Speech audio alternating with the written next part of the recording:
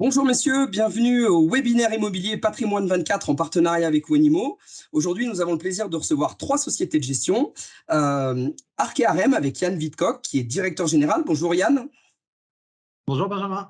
Bienvenue au webinaire Patrimoine 24 Wenimo. Christophe Inizan. Christophe, c'est un vrai plaisir de se retrouver parce qu'on a quand même vécu quelques années ensemble en tant que collègues. Exactement, plaisir partagé. Bonjour Benjamin. Directeur commercial à la Française AM. Et Jean-François Chory, directeur général chez Advenisrem. Bonjour Jean-François. Bonjour Benjamin. Bon, messieurs, je ne sais pas si aujourd'hui ça va être une partie de plaisir pour vous parce que j'ai vraiment l'intention de vous poser des questions, pas qui fâchent, mais que peuvent se poser beaucoup de conseillers aujourd'hui qui potentiellement peuvent travailler avec vos produits ou souhaiteraient travailler avec vos produits et vos sociétés respectives.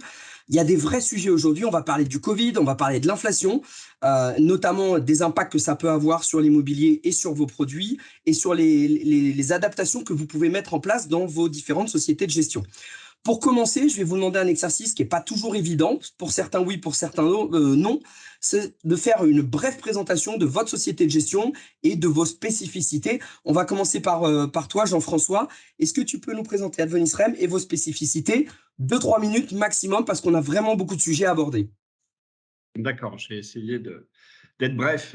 Donc Advenisrem est une société de gestion qui a pour vocation d'investir l'épargne qu'elle collecte d'un point de vue pan-européen.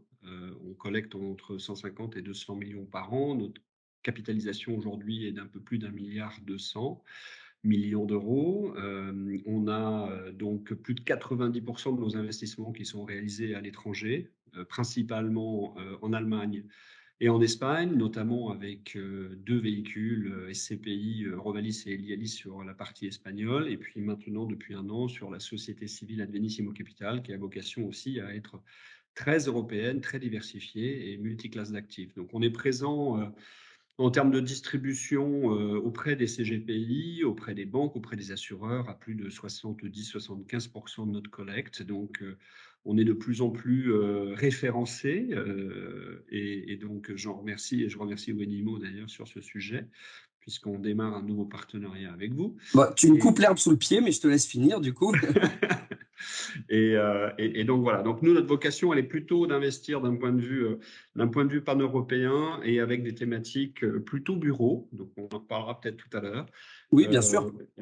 Voilà, donc en quelques mots, voilà la présentation de la société de gestion. Donc effectivement, je rebondis très rapidement pour dire que nous sommes ravis d'avoir passé le partenariat chez Wenimo avec Advenisrem et de référencer en digital très prochainement les SCPI Eurovalis et Elialis sur l'outil de Wenimo. Donc merci Jean-François. Yann, Arkéarem, prochainement partenaire de Wenimo, hein, donc on dévoile aussi un secret. Et Christophe, on finit par toi parce que toi, tu es déjà partenaire depuis très longtemps. Donc, Yann, est-ce que tu peux nous présenter rapidement Arkéarem et votre stratégie d'investissement sur notamment, je crois, une SCPI que vous allez lancer? Oui. Alors, Arkéarem, c'est une société de gestion qui est toute jeune, parce qu'on a eu notre agrément en début d'année. C'est la société de gestion de fonds immobiliers du groupe Crédit Mutuel Arkea. Aujourd'hui, on gère à peu près 700 millions sous gestion via deux véhicules SCI, une SCI qui s'appelle Silver Avenir et qui fait du viager bouquet démembrement, et une autre SCI qu'on a lancée en juin qui s'appelle Territoire Avenir, qui est un profil diversifié d'investissement dans les régions suite voilà, à toutes les évolutions post-Covid du marché immobilier.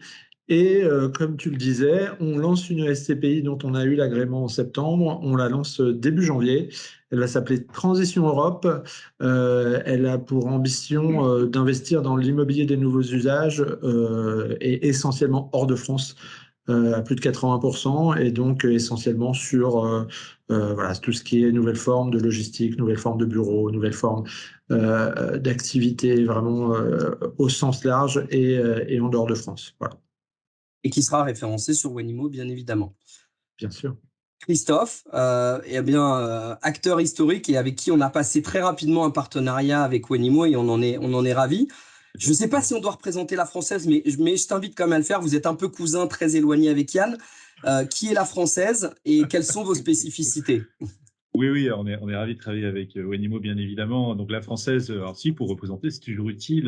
Nous sommes une société de gestion effectivement historique. Je qualifierais d'expérimentée. C'est aussi un proche de l'histoire du groupe. Et nous avons comme particularité d'exister depuis très longtemps, donc une quarantaine d'années aujourd'hui. Nous gérons 50 milliards au global, dont 30 milliards en immobilier, ce qui effectivement fait de la française un acteur non seulement historique, mais l'un des leaders du marché de la gestion d'actifs pour compte de tiers en immobilier en France et en Europe. Nous avons 200 collaborateurs qui sont dédiés à cette activité au sein du groupe, tant en France qu'en Europe, puisque nous avons une activité qui est basée historiquement à Paris, mais aussi en Allemagne et en Angleterre, qui sont les principaux marchés sur lesquels on intervient lorsqu'on investit pour le compte de nos fonds ouverts ou des mandats dédiés qu'on peut être amené à gérer pour le compte d'investisseurs tant français qu'internationaux.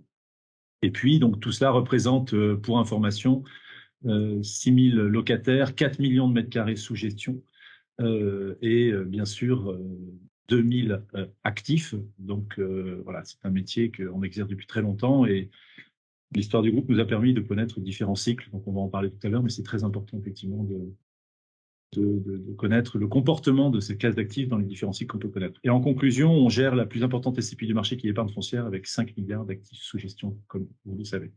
Et qui est accessoirement, il me semble, une des plus anciennes puisqu'elle a été créée en 1968, si je ne dis pas de bêtises. Exactement, Benjamin. Voilà. 50 ans. Voilà.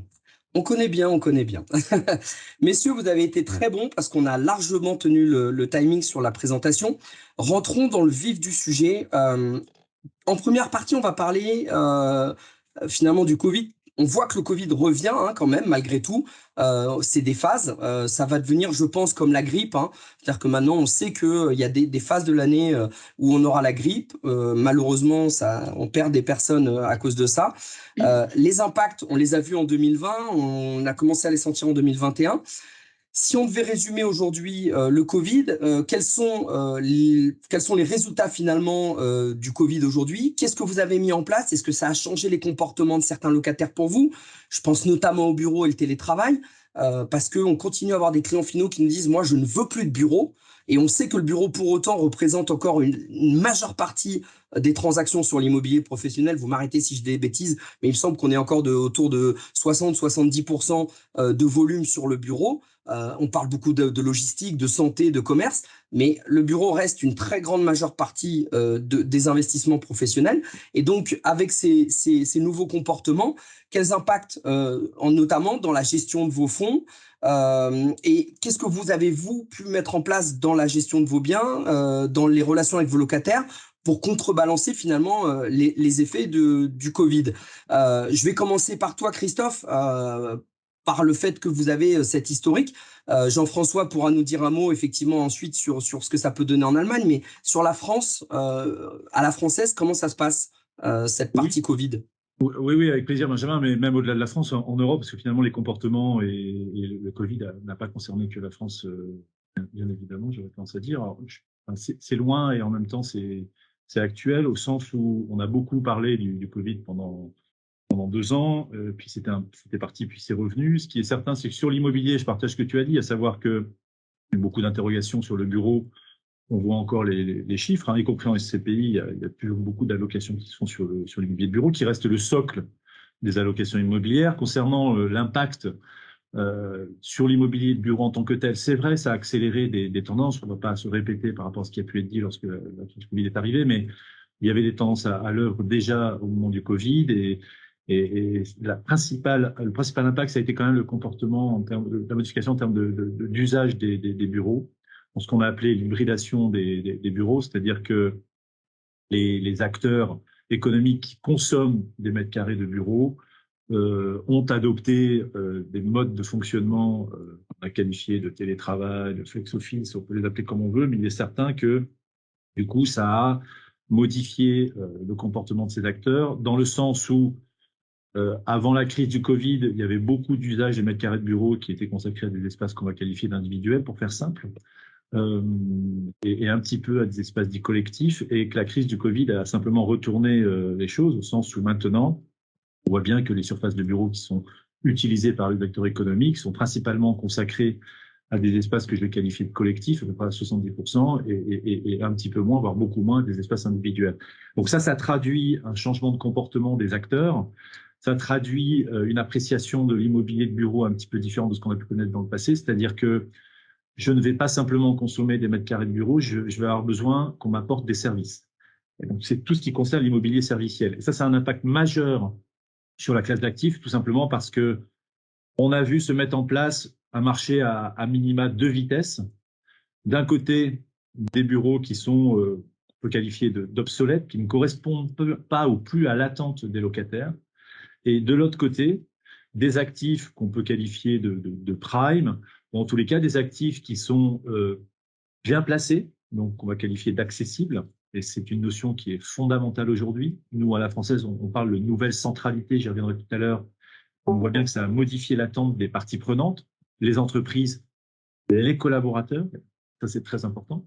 Mais ça a également donné une prime à des actifs d'immobilier de bureau, notamment, qui sont peu consommateurs d'énergie, et on va en parler parce que, bien évidemment, la période dans laquelle on se rencontre aujourd'hui est un sujet crucial concernant les immeubles en termes de consommation d'énergie, donc des immeubles durables, des immeubles connectés, parce que qui dit télétravail dit bien évidemment connexion, et il faut avoir des espaces qui sont connectés, qui permettent en présentiel ou en distanciel à toutes les parties prenantes d'échanger.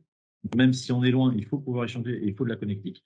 Et puis, des immeubles qu'on va qualifier de serviciels, au sens où un immeuble qui n'apporte pas des services à son occupant est un immeuble qui va probablement, progressivement, perdre de la valeur d'une part et avoir des difficultés à trouver des locataires d'autre part. Donc, on voit bien que ça a quand même changé en profondeur le marché, au sens où l'appréciation de l'immobilier est un peu différente que dans le passé.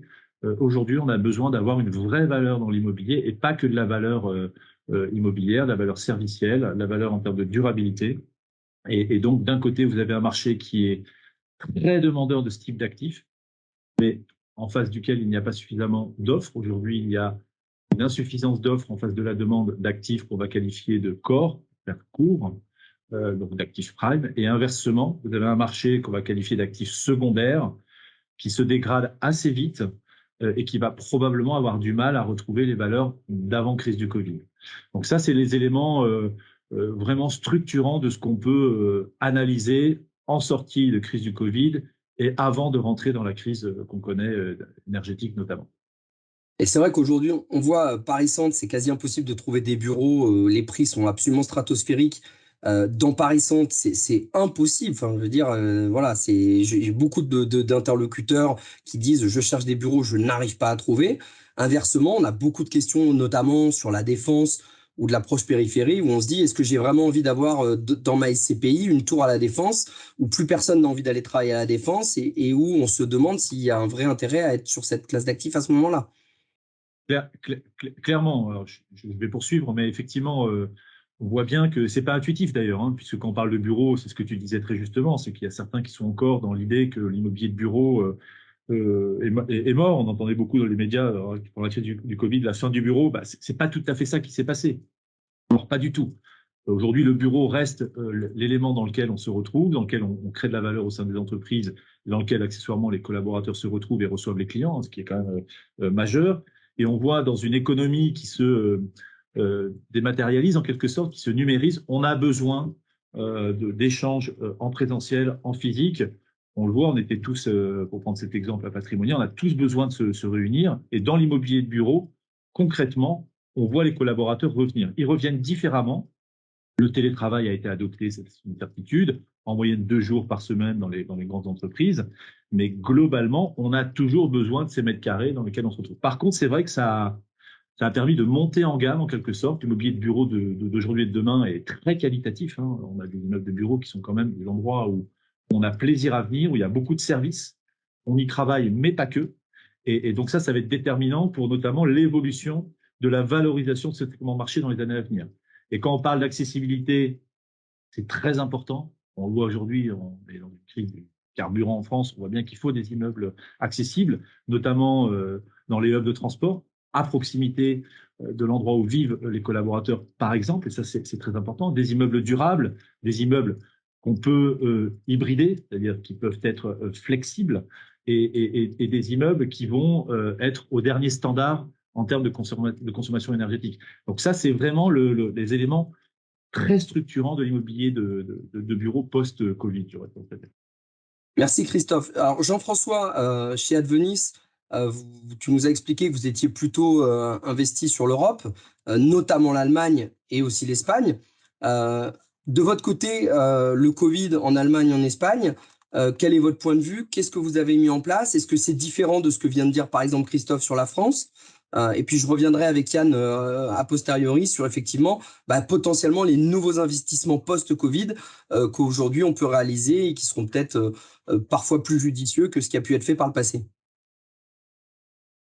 Je vais essayer d'additionner ou d'ajouter des éléments que Christophe a énoncés très bien pour le coup. C'est pas facile, hein, attention. Hein.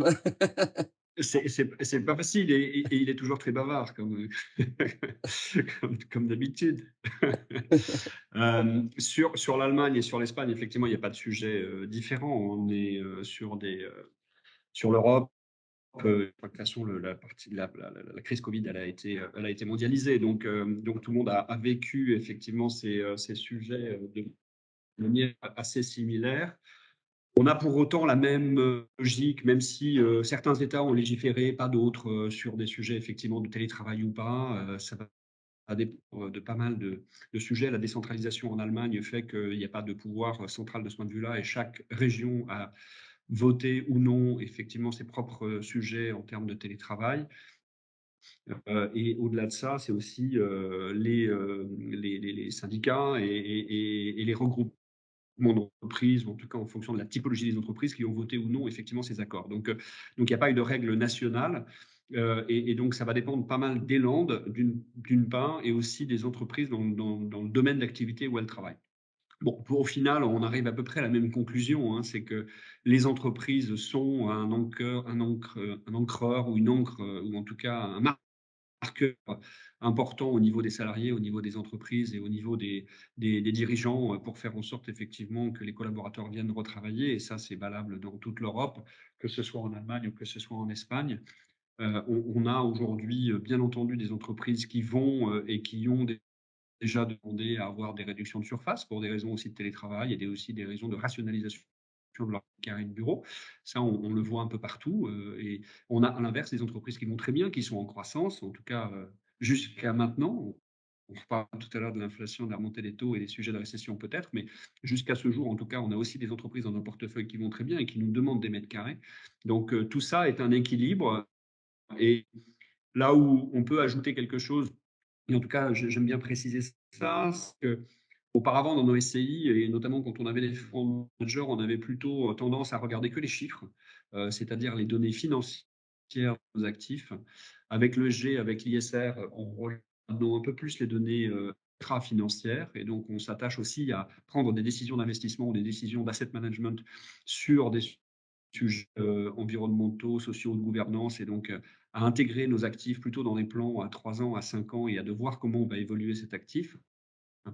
Et au-delà de ça, aujourd'hui, on aura aussi une connotation asset management beaucoup plus forte, et pas notamment que des chiffres, c'est-à-dire comment inscrire et comment avoir cette relation avec nos locataires dans la durée, comment améliorer effectivement nos actifs immobiliers en collaboration avec nos locataires, parce que des fois, c'est des décisions de propriétaires de modifier effectivement des usages d'un immeuble, soit pour le modifier carrément, c'est-à-dire de le passer d'un bureau à un hôtel ou à du résidentiel, comme ça peut arriver de temps en temps. Mais c'est tout simplement aussi des fois des locataires qui nous demandent de modifier effectivement la structure de nos bâtiments pour additionner des parties communes, pour additionner des parties de cantine, des sujets de plateaux communs ou de salles de sport, etc. etc. Donc ça va dans les deux sens. Et aujourd'hui, le rôle des asset managers ou des sociétés de gestion, ça va vraiment être de très très proche de nos locataires pour adapter et rendre effectivement plus attractifs nos bâtiments. Au-delà du c'est aussi de l'attractivité des bâtiments en eux-mêmes pour faire en sorte que les salariés, qu'ils viennent au bureau, soient dans les meilleures conditions possibles et avec des aménagements de bureaux qui sont complètement différents. Un exemple, nous, on avait un bureau, un immeuble qui était un petit peu plus ancien et qui avait des bureaux uniques, hein, comme ça se passait dans pas mal de vieux bâtiments.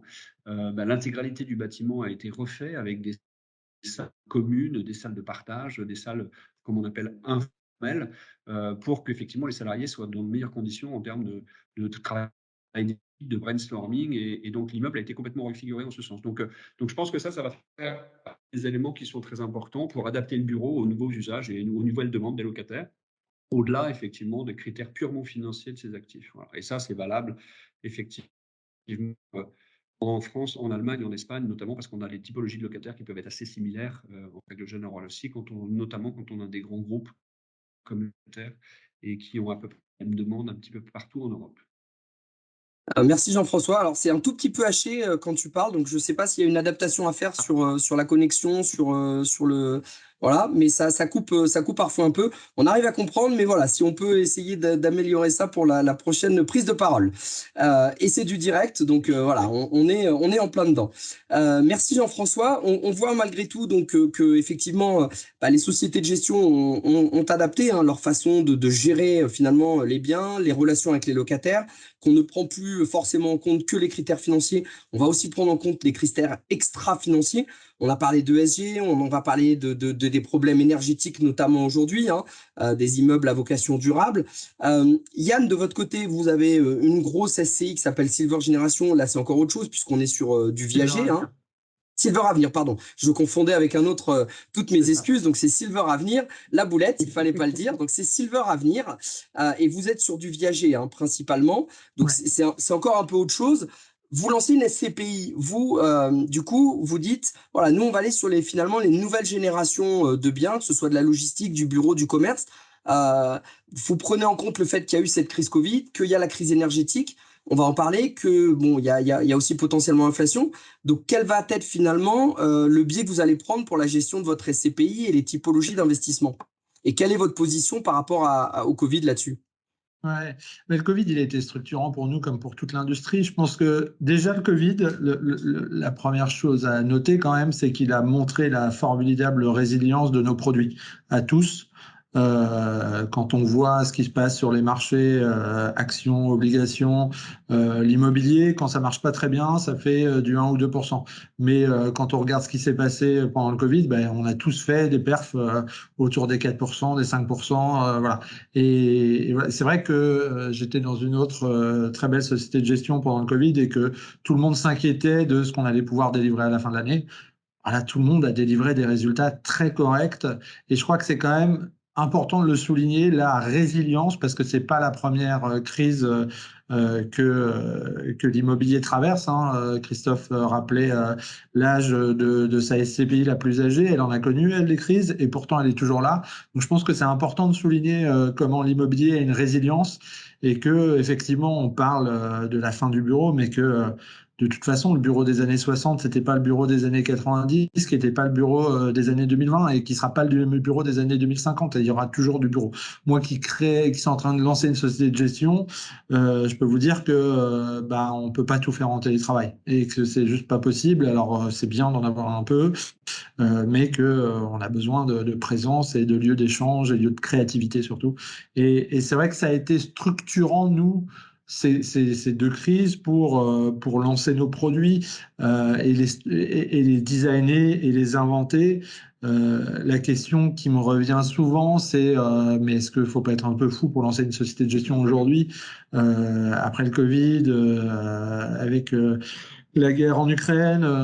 Et en fait, la réponse, vous l'imaginez bien, mais pour moi, la réponse est non. Au contraire, c'est une Bah, je super vous le souhaite, opportunité. enfin, je te le souhaite, Yann, parce que sinon, C'est il faut arrêter tout de suite, mais c'est pas le cas, donc. c'est ça, non, c'est une super opportunité parce qu'on est à un tournant de marché. Que ça soit sur les typologies d'actifs, effectivement, territoire à venir, on l'a designé parce que suite au Covid, on a vu ces mouvements démographiques, on a vu des chiffres tout simples, hein. Il y a plus de création de start-up aujourd'hui en région qu'il y en a en Île-de-France.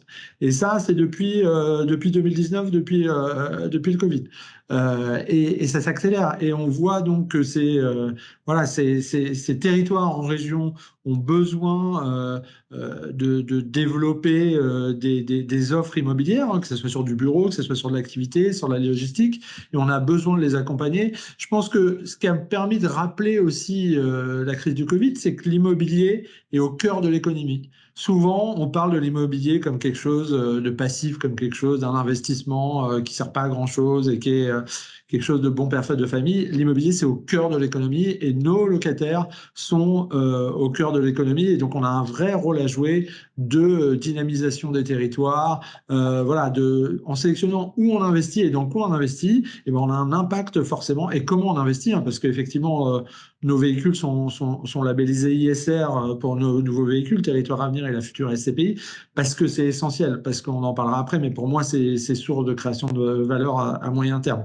Et après, si je parle là sur la partie marché immobilier, le time to market, il est très bon de lancer des véhicules aujourd'hui parce que on va profiter du retournement de marché. En fait, on en parlera peut-être après avec ce qui se passe sur l'inflation, mais on voit des deals qui reviennent parce qu'ils trouvent pas acheteurs. On voit des gens qui mettaient de la dette, qui peuvent plus mettre de dette ou pour le coup c'est plus intéressant de mettre de la dette. Et donc on commence à avoir des choses intéressantes et entre le BP qu'on avait fait sur Territoire Avenir avant le lancement en 2021 qui prévoyait d'acheter un taux moyen de 4,5% avec une indexation d'1,5, et la réalité d'aujourd'hui, quand on lance le fonds, elle n'est plus du tout celle-là. En fait, on achète à des taux plus élevés et on a des indexations plus élevées. Donc, la performance, elle s'en ressent, en fait. Donc cette crise du Covid, elle a été vraiment structurante sur comment on réfléchit l'immobilier et se dire, demain, il y aura toujours du bureau. De nouvelles formes de bureaux. Je ne vais pas revenir dessus. Christophe et Jean-François en ont très bien parlé, mais moi j'ai la même conviction qu'eux sur le sujet. Mais voilà, tout ce qui est nouvelles formes de logistique, nouvelles formes de commerce. Et c'est vrai que la SCPI qu'on lance en début d'année prochaine, elle est autour de tous ces nouveaux usages parce que j'ai l'impression qu'on a une vision aujourd'hui un peu plus précise après avoir traversé 2 ans de crise.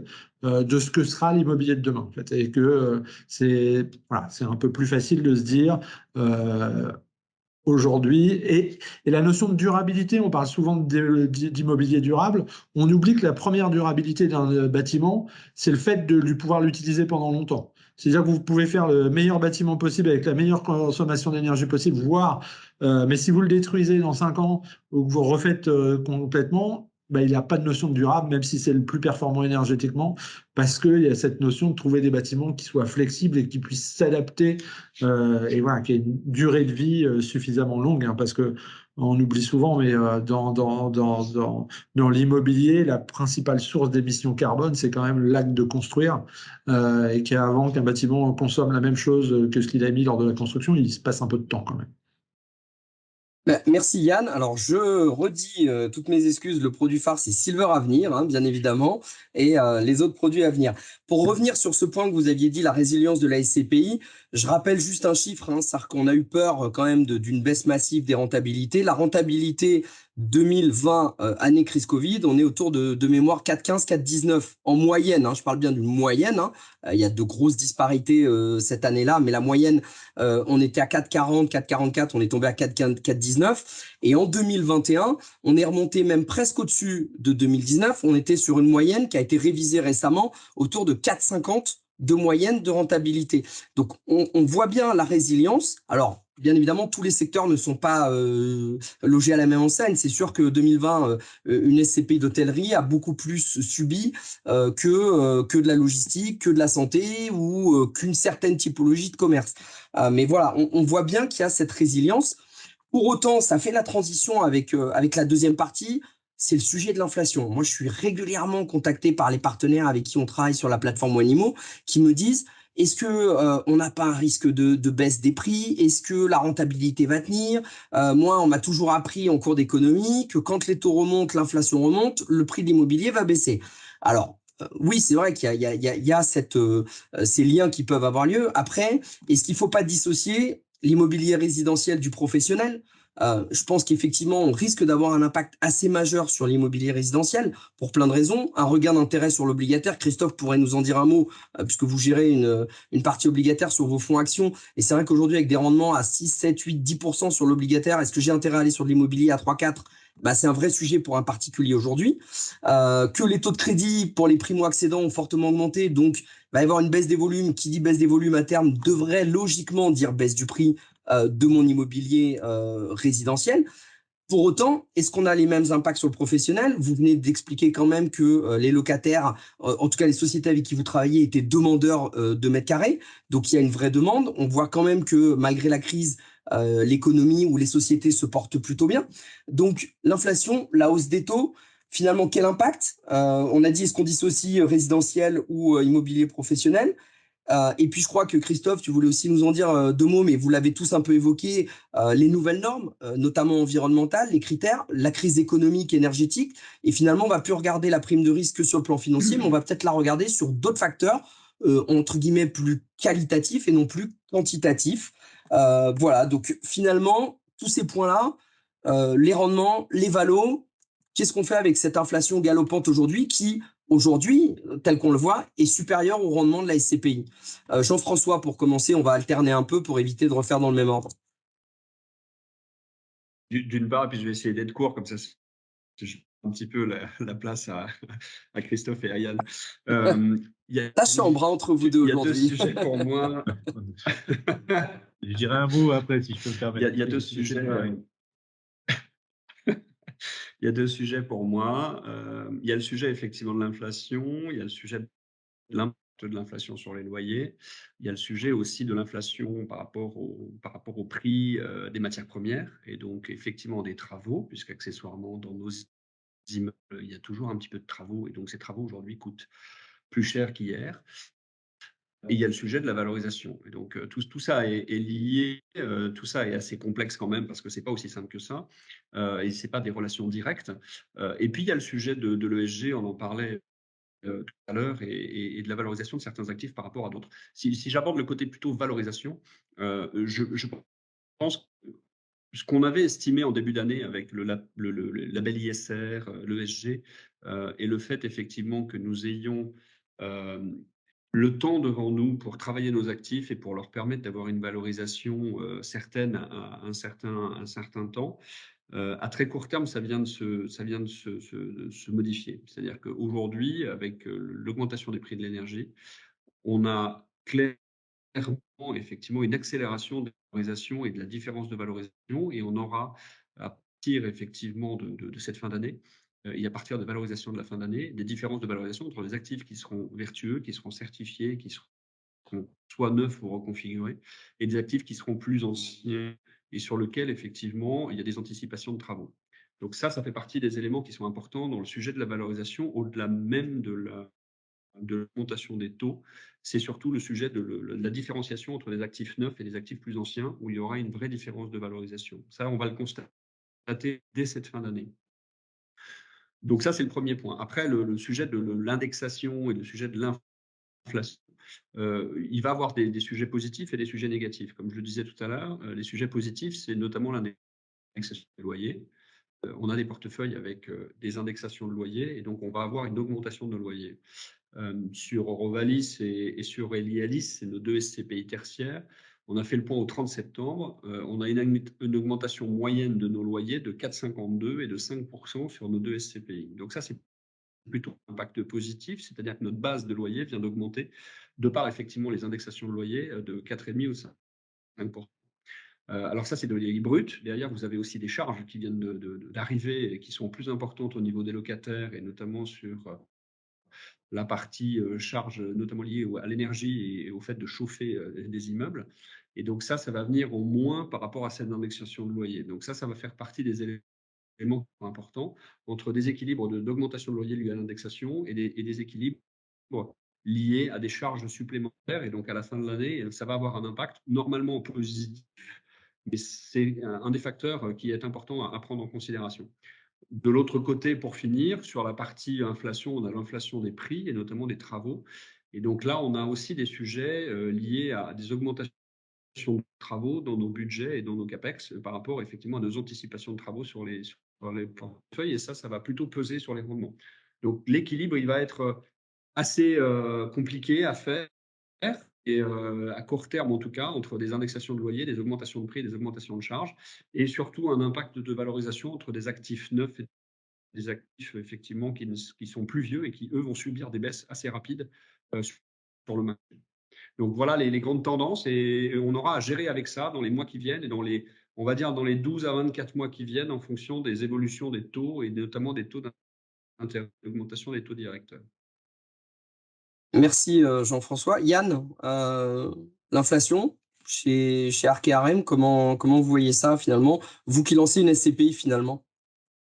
Mais Jean-François a tout dit, hein. C'est vrai que l'immobilier a toujours été une classe d'actifs très protectrice contre l'inflation grâce au mécanisme d'indexation. C'est quand même important. Ça veut dire aussi, on parlait tout à l'heure des locataires, qu'il faut avoir une vraie vigilance sur nos locataires et sur quand on est à l'acquisition, sur la politique de sélection des locataires, hein, parce que ils vont subir des fortes augmentations, et donc il faut qu'ils soient en capacité de régler et de payer leur loyer.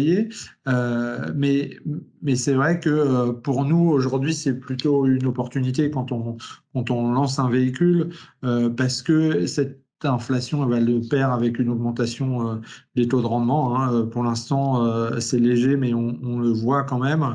Je disais tout à l'heure, hein, des deals qui reviennent, qui ne trouvent pas preneur.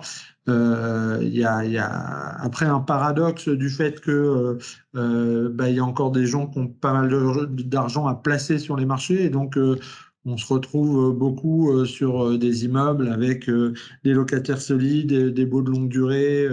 Voilà, ça c'est ce que les investisseurs aiment bien. Donc je pense qu'il faut essayer de relativiser suivant les typologies, suivant les secteurs. Tout à l'heure, vous posiez la question, savoir est-ce que c'est la même chose résidentielle et commerciale. À mon avis, pas du tout. Effectivement, c'est pas du tout les mêmes dynamiques. Alors pour le coup, Yann, vous qui gérez Silver Avenir, alors c'est du Ouais. résidentiel certes particulier parce que c'est du viager, mais vous avez bien évidemment, et je crois que, enfin je crois pas, j'en suis sûr, Christophe, vous avez un paquet de SCPI ex-fiscal, donc sur du résidentiel. Donc j'imagine que vous avez aussi ce point de vue-là, et moi j'ai souvenir d'avoir de recevoir des points immobiliers de la gestion où on parlait aussi du résidentiel. Donc Yann, vous qui avez ces deux points de vue-là, et Christophe pour en dire aussi un mot, on dissocie ou on dissocie pas?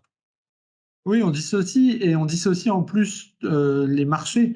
Parce qu'encore une fois, il y a des marchés résidentiels qui sont encore très dynamiques, hein. Vous prenez tout l'arc atlantique, il y a encore des belles augmentations de valeur. Sur l'Île-de-France, on est plutôt en stagnation, effectivement. Mais toutes ces régions qui ont bénéficié de l'afflux démographique, et on reparle du Covid, hein, parce que c'est lié à ça aussi, on voit. Et puis le phénomène, avant Covid, il y avait quand même un phénomène de baisse généralisée sur les résidences secondaires. Là, les résidences secondaires sont plutôt devenues des résidences principales.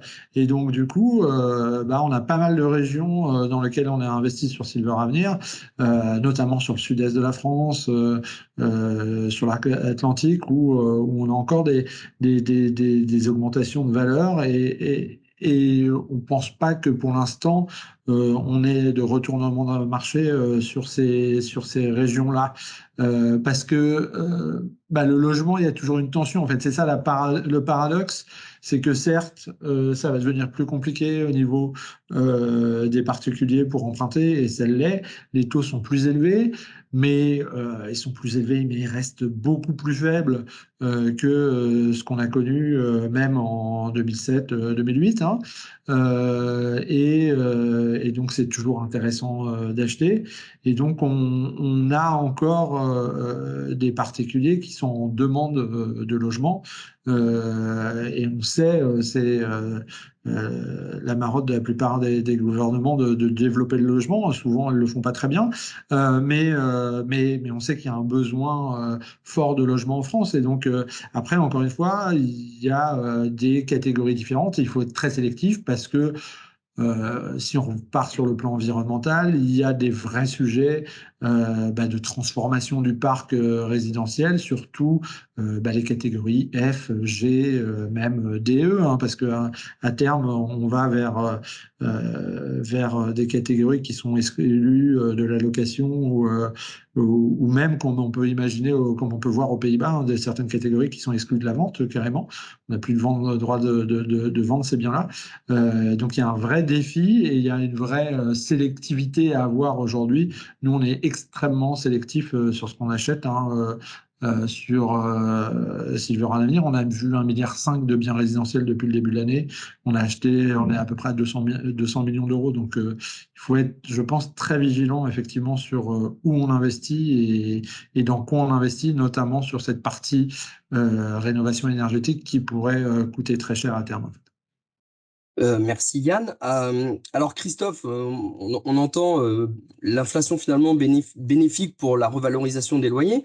Est-ce qu'on n'a pas le risque où on voit malgré tout arriver une crise économique et des difficultés notamment à cause de la hausse du coût de l'énergie pour des entreprises? Est-ce que vous qui avez parmi les 3 intervenants des véhicules plus anciens et de nombreux locataires dans de nombreux biens, cette problématique de se dire si j'augmente mon loyer, je risque de voir mon locataire partir. Et là, c'est beaucoup plus compliqué finalement dans la gestion de la SCPI. Donc, Jean-François nous disait qu'ils avaient réussi à augmenter leur loyer entre 4 et 5%.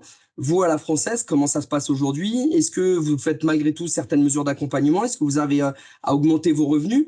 On part donc de la partie revenu. Et moi, j'aimerais vraiment revenir sur la partie valorisation parce que c'est très, très important. On en a déjà touché 2 mots. Vous avez une SCPI qui est spécialisée sur le Grand Paris, notamment. Donc, sur cette partie-là, quels sont les valos? Est-ce qu'on a un impact? Est-ce qu'on est encore tiré par le Grand Paris? Est-ce qu'on est encore tiré par les JO de 2024 qui arrivent et qui font que les pouvoirs publics mettent des capitaux assez massifs pour développer? Et donc, ça reste intéressant pour le particulier qui va investir. Alors, oui, je tiens à préciser que finalement, ça fait beaucoup de questions, hein, je suis désolé. J'ai pas été si bavard que ça, contrairement à ce que dit Jean-François jusqu'à présent. Et pour répondre à sa problématique de connectique, on a de très bons immeubles connectés à la française, donc on pourra échanger. Jean-François, il faut que tu ailles locataire dans un immeuble de la française, si j'ai bien compris. Plus sérieusement, oui, il y a beaucoup de choses qui ont été dites, mais enfin, il y a 2 éléments quand même. Il y a la macro et la micro. La macro, puisque tu m'amènes sur le terrain des taux et de l'inflation et de l'impact de la hausse des taux. Alors, on ne va pas refaire l'histoire, beaucoup de choses ont été dites, mais effectivement, je pense que la dimension indexation est étroitement liée à la dimension impact des taux. Nous, on pense à la française que tant que l'inflation sera supérieure à la hausse des taux, bien évidemment qu'on n'est pas immune, mais que c'est quand même l'élément protecteur majeur. Ça signifie quelque part qu'on est sur un environnement de taux d'intérêt réel négatif, et que jusqu'à nouvel ordre, ça reste globalement porteur. Il n'en demeure pas moins que l'OAT était à 0 en début d'année, l'OAT est à 2,50, disons ça aujourd'hui, donc la prime de risque de l'immobilier s'est réduite. Tout va dépendre de la capacité qu'ont avoir les acteurs à passer ou pas les indexations au travers des baux qui sont indexés. Et ça va dépendre de la typologie du parc de locataires que tu as. Nous, ce qu'on a fait comme choix depuis très longtemps, tu le sais, vous le savez, à la française, c'est d'avoir un parc de locataires qui est principalement composé d'ETI et de grandes entreprises. On est en train de vivre en quelque sorte un Covid à l'envers, c'est-à-dire qu'on a accompagné les entreprises lorsqu'elles avaient des difficultés à payer, par notamment des mesures d'accompagnement. Là, on est dans une situation où on est en train d'auditer au moment où on se parle notre capacité à passer des indexations. Je rappelle que l'ILAT, qui est l'indice de référence des loyers dans l'immobilier de bureau, est autour de plus de 6%. Je rappelle que l'IRL, puisque tu m'as amené sur le terrain de la comparaison du résidentiel et du commercial, l'IRL est capé à 3,5.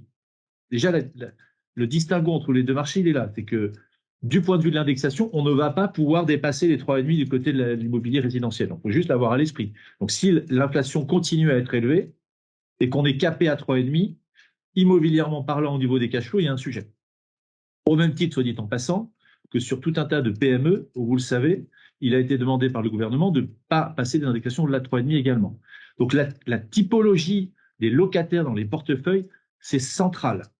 Et au moment où on se parle, pour répondre à ta question plus directement, oui, on passe les indexations parce qu'on a en grande partie des locataires qui sont en capacité d'encaisser cette hausse de loyer. Et donc le taux de soutenabilité des loyers rapportés au chiffre d'affaires va être extrêmement ségrégant, c'est-à-dire qu'on va devoir faire du cas par cas. Mais globalement, ce qu'il faut retenir, c'est que oui, la classe d'actifs va permettre, dans la dimension cash flow indexée, de passer cette période d'inflation qui risque de durer un petit peu plus longtemps que prévu. Même si on a la conviction à la française que les taux de 6, 7 ou 10% en 2022 n'ont pas vocation à être pérennes. On va probablement avoir un cycle d'inflation qui est durable, plus élevé qu'on l'a connu dans les 20 dernières années ou 30 dernières années, mais on ne va pas avoir du 10% par an éternellement.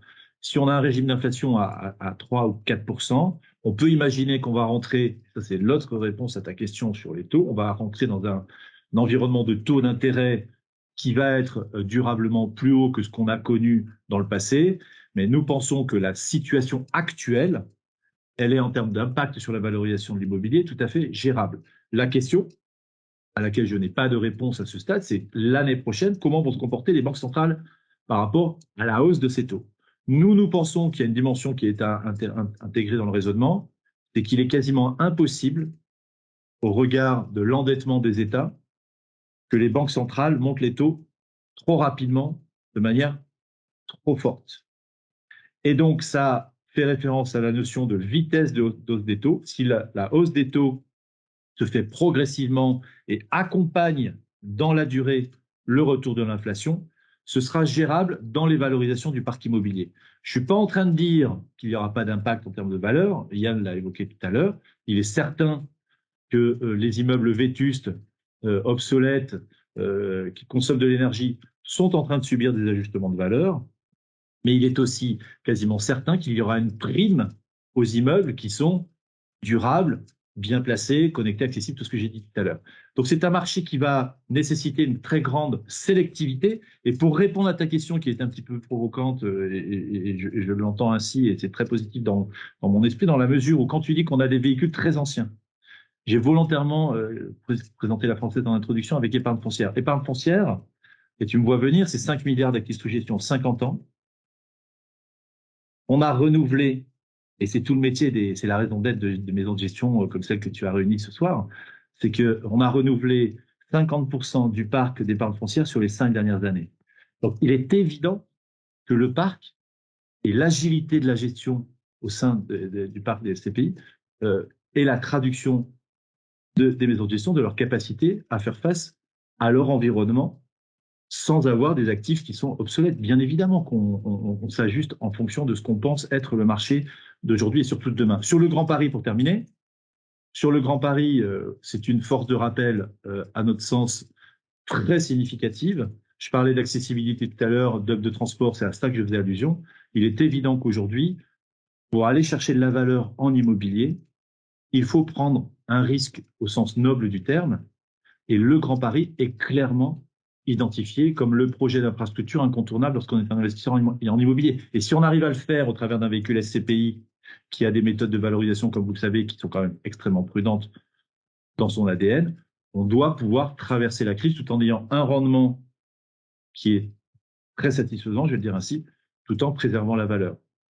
Dans un contexte, pour terminer, où on a été en capacité de mettre en place des éléments qui nous permettent de faire face à une conjoncture qui serait plus adverse qu'anticipée. Je parle bien évidemment des réserves. C'est un élément qu'on évoquera peut-être plus tard, mais c'est le véhicule SCPI est quand même un véhicule qui permet d'enjamber les effets de marché de par ses méthodes intrinsèques de valorisation. À condition d'avoir des réserves, Christophe. À condition d'avoir des réserves. À condition d'en avoir. Voilà. On ne citera pas de nom. Par rapport aux biens, et très rapidement, juste quand tu dis vous avez renouvelé le parc, c'est des travaux que vous avez effectués sur les biens existants, ou alors c'est de la cession de biens finalement qui étaient vétustes pour investir sur des biens aux normes aujourd'hui. Et vraiment, j'insiste très rapidement parce que on va bientôt conclure, et je voudrais une petite conclusion pour chacun d'entre vous sur ce webinaire. Alors, c'est des arbitrages d'actifs arrivés à maturité, sur lequel on a réalisé des plus-values très conséquentes qu'on a mis en réserve. Et tout cela dans un environnement où on préserve la performance et la stabilité de la performance pour l'investisseur. Ça, c'est tout le sujet. Donc, en parallèle, je fais des provisions pour travaux pour le patrimoine que j'ai gardé en portefeuille, qui me semble qualitatif. Mais c'est la traduction très concrète, pour faire court, de notre capacité à ajuster en permanence les portefeuilles à la conjoncture et à notre vision de ce que sera le marché de l'immobilier demain. Donc, quand tu as des véhicules qui ont 50 ans d'âge, qui font encore les performances moyenne au-dessus de la performance des SCPI dans le marché, ça prouve bien ce qu'on est en train d'expliquer là tout ce temps qu'on est. C'est que ces véhicules-là SCPI doivent permettre d'enjamber les différents cycles de marché, étant entendu qu'il faut quand même faire preuve de prudence, on est bien d'accord.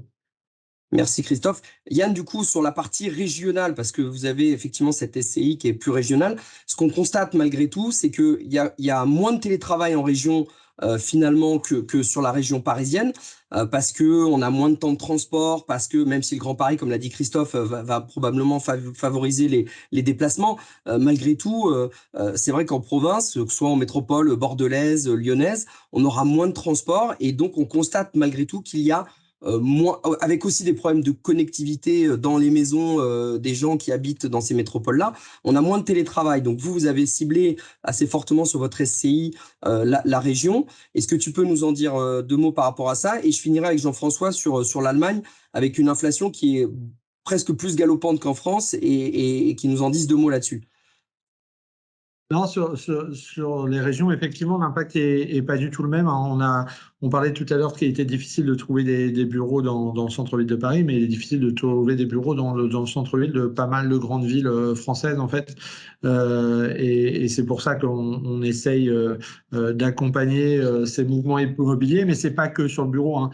Tout ce qui est activité, notamment, il y a un vrai besoin de conversion immobilier, de conversion du parc immobilier sur les territoires. Et c'est pour ça aussi que nous, on a choisi d'aller vers la labellisation ISR de nos véhicules, parce qu'on est persuadé qu'aujourd'hui, ça nous met une contrainte, c'est clair, notamment à l'investissement. On ne peut pas tout acheter. C'est quelque chose d'assez exigeant. Mais cette contrainte qu'on se met aujourd'hui, c'est la performance qu'on se crée à moyen terme. Je suis parfaitement en ligne avec ce que disaient Christophe et Jean-François, c'est-à-dire que cette valeur extra-financière, le fait d'avoir des immeubles voilà, d'aller créer sur les territoires des actifs de bureau, des actifs d'activité, des actifs même de la logistique, hein, parce que voilà, avec qu'ils soient plus sobres énergétiquement, qu'ils soient aux dernières normes, qu'ils soient flexibles, qui correspondent vraiment aux attentes des locataires, ça va se retrouver sur la valeur à moyen terme. Ça sera des actifs qui seront plus attractifs demain, que ça soit pour les louer ou qui seront plus liquides si jamais on décidait de les vendre. Et c'est vrai qu'aujourd'hui, on a une chance sur les territoires d'avoir un immobilier qui est où on voit un peu moins de repricing que ce qu'on peut voir sur la région parisienne. Avec, encore une fois, il ne faut pas tout mettre dans le même panier, ça dépend des secteurs. Je pense que c'est là où l'asset manager fait la différence, c'est dans le choix de là où il investit, dans quelle typologie il investit, parce qu'il y a encore des très belles opportunités un peu partout en France sur toutes les typologies. Il faut juste faire très attention dans le choix des localisations, dans le choix des locataires, pour que ce soit quelque chose de résilient et de durable. Merci Yann. Du coup, Jean-François, un dernier mot, parce qu'effectivement, on parlait d'inflation. On voit que l'inflation est beaucoup plus forte en Allemagne qu'en France, beaucoup plus forte. Donc, elle est plus forte. Et vous, par rapport à ça, comment est-ce que vous gérez ça dans votre véhicule Eurovalise qui gère aujourd'hui à peu près 850 millions, hein, si je dis pas de bêtises. On doit être sur cette CAPI-là, qui est une grosse CAPI, hein, aujourd'hui pour un véhicule SCPI dédié à une classe d'actifs qui est le bureau en Allemagne.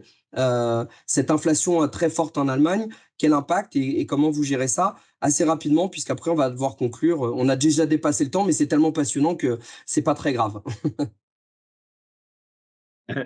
Alors, j'espère que vous m'entendez mieux, mais je me suis mis dans une réunion un peu loin pour être tranquille dans le bâtiment. Deux choses sur l'inflation. D'une part, c'est plutôt une bonne chose pour notre portefeuille, puisque comme je disais tout à l'heure, nos loyers sont indexés. Donc, comme l'inflation est forte en Allemagne, notre indexation de loyer est d'autant plus importante. Donc, de ce point de vue-là, c'est pour ça qu'on a une assez bonne indexation et une augmentation de nos loyers. Donc, ça, c'est plutôt positif.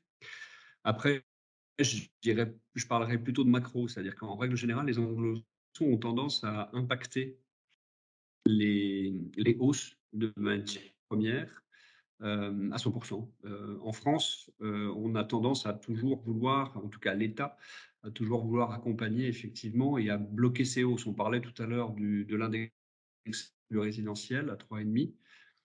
On a aujourd'hui effectivement pas ce système-là en Allemagne. C'est-à-dire qu'en Allemagne, on n'a pas bloqué l'augmentation des prix de l'énergie. Donc effectivement, l'indexation mécaniquement est un peu forte. Alors qu'en France, on a mis en place effectivement cette indexation au niveau et ce plafonnement ou ce cap au niveau de l'énergie, et ça pèse aussi de manière négative sur notre inflation. Malheureusement, je pense qu'en France, on le retrouvera dans notre dette publique et dans nos impôts que nous allons payer dans les années à venir. Ce qui n'est pas forcément le cas de l'Allemagne, et c'est pour ça aussi que peut-être à court terme, ce n'est pas le cas de l'Espagne non plus. C'est pour ça que les indexations, les inflations sont peut-être un petit peu plus fortes ailleurs qu'en France. En tout cas, ça pourrait être une explication. Merci Jean-François. Je vais vous demander un exercice qui est pas forcément évident, mais que j'aime bien pour conclure. Si on devait retenir une idée de ce webinaire et un ou deux produits que vous souhaitez mettre en avant, alors ce sera peut-être plus facile pour Christophe qui a une multitude de produits que pour d'autres. mais Christophe, on commence par toi. Une idée, un point important que tu souhaites remettre en avant et un produit que vous mettez en avant à la française sur cette fin d'année et potentiellement sur 2023, même si on a bien compris que tout ça était très vite, très mouvant et potentiellement pouvait changer rapidement. Oui, dans le contexte actuel, un véhicule qu'on a lancé l'année dernière, qui est sur une thématique qu'on n'a pas abordée longuement, mais qui est très, très porteuse, qui est la santé, qui est LF Avenir Santé, bien évidemment. Référencé sur la plateforme Wanimo, je tiens à le préciser.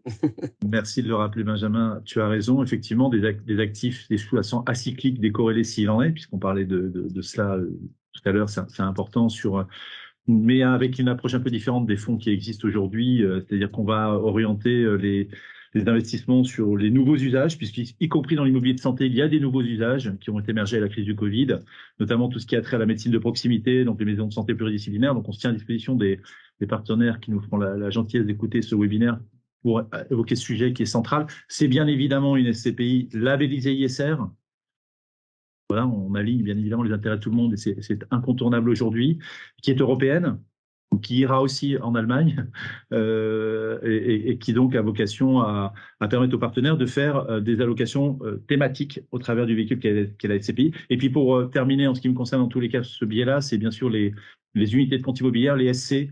Là, il y a les chiffres de collecte qui viennent de tomber aujourd'hui sur les SC, c'est juste une croissance incroyable.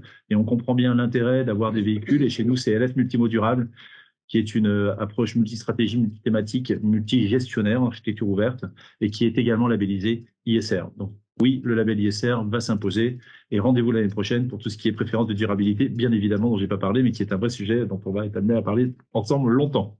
On a bien compris que la prime de risque ne se voyait plus sur le biais uniquement financier, mais pouvait également se voir sur d'autres critères, notamment environnementaux, sociétaux. Tout à fait. J'ai bien résumé ? Parfaitement, comme toujours. Merci beaucoup, Christophe. Jean-François, rapidement, pour conclure, un point, les produits Eurovalis, Eliaïs. Oui, moi je pense que c'est plutôt le contexte de marché. Je reviens sur ce que disait Yann tout à l'heure. Le contexte de marché est plutôt intéressant parce qu'on s'aperçoit que les volumes de transactions sont en train de baisser un petit peu partout en Europe. Et quand on a effectivement, et nous on a des positions plutôt acheteurs, on a plutôt des positions d'investisseurs, et donc de revoir un petit peu plus de pression sur les vendeurs, c'est plutôt une bonne chose. Et donc avoir aujourd'hui un marché qui se tend un petit peu, nous permettre de nouveau d'avoir des opportunités d'investissement et de nouveau avec des taux de rendement un peu supérieurs. Donc, je pense que c'est plutôt une bonne chose dans les mois et dans les années, on verra, mais en tout cas dans les mois qui viennent. Voilà. Merci Jean-François. Yann, probablement on peut parler des SCI existantes et puis de la SCPI à venir. Donc, Oui, mais moi je vais poursuivre ce que disait Jean-François. Hein. Je pense que le time to market est parfait pour aller investir dans des nouveaux véhicules. La preuve, hein, c'est que sur Territoire à venir, on a 4 mois d'existence et on fait 2,48 de perf en 4 mois. Grâce à tout ce dont on a parlé tout au long de ce webinaire, je pense que c'est important de signer et cette performance elle est supérieure à la plupart de ce qu'on peut trouver sur les autres véhicules. Donc c'est vraiment important de rappeler que se positionner à un moment de retournement de marché sur des véhicules, c'est souvent le bon moment. regardez ce qu'ont fait les performances des véhicules qui ont été lancés en 2008, 2009, 2010, après la précédente crise, vous verrez que ça a toujours été des belles performances. Donc voilà, c'est le moment de se positionner sur ce genre de véhicule et c'est pour ça qu'on lance effectivement une nouvelle SCPI et puis pour aller sur une différenciation au niveau des canaux de collecte et également des marchés cibles, hein, puisqu'on a voulu que nos produits soient très séparés de façon à ce qu'ils ne se marchent pas sur les pieds en termes de zones d'investissement. Merci beaucoup. Alors, si je devais résumer tout ce qu'on vient de se dire, et c'était vraiment et sincèrement passionnant, effectivement, on peut avoir un effet d'aubaine parce que il n'y a plus les acteurs qui utilisaient l'effet de levier de crédit et donc on se retrouve avec des CPI qui globalement ont du cash et qui vont pouvoir investir de façon plus facile et du coup renégocier des prix parce qu'il y a moins d'acheteurs en face avec cet effet de levier. On le voit notamment aujourd'hui très fortement sur la logistique. Moi, je rappelle quand même, quand j'ai commencé à travailler dans le marché de la SCPI, on avait des taux de crédit pour emprunter. Acheter de la SCPI, on était à 4 avec des rendements autour de 5, 5,5. Ça gênait personne. Aujourd'hui, on a des taux de rendement pour acquérir de la SCPI autour de 3, 3,50 avec des rendements autour de 4,5, 5, voire certaines SCPI un peu supérieures. Et ça fait paniquer les gens en disant, mais c'est pas possible. On a été très mal habitués pendant plus de 10 ans avec des taux très bas. Donc, je pense que l'écart est encore là et donc reste intéressant. Et vous nous l'avez bien dit, cette résilience de la SCPI aujourd'hui, elle est là. Les rendements tiennent. On l'a vu en 2021 avec des rendements qui ont remonté supérieurs même à 2019. Il faudra bien évidemment veiller à ce que la collecte massive actuelle soit bien investie. Mais ça, on n'a aucun doute sur vos sociétés de gestion pour faire le travail.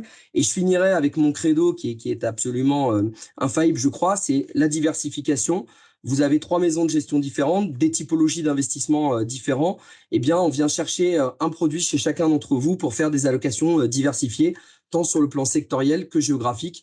Et je pense que c'est ça qui fera que dans l'avenir, les investisseurs et les conseillers qui les auront fait investir, c'est là que tout le monde s'y retrouvera. Voilà, c'était ma conclusion.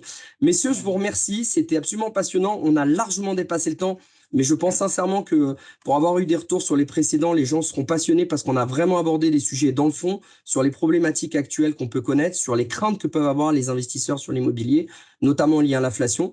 Je vous souhaite plein de bonnes choses pour cette fin d'année, de la collecte bien évidemment. Vous pouvez compter en tout cas sur Wenimo pour vous y aider. Et puis au plaisir d'un nouveau webinaire immobilier Patrimoine 24 Wenimo. Messieurs, Christophe, Jean-François et Yann, merci, à très bientôt sur Patrimoine 24.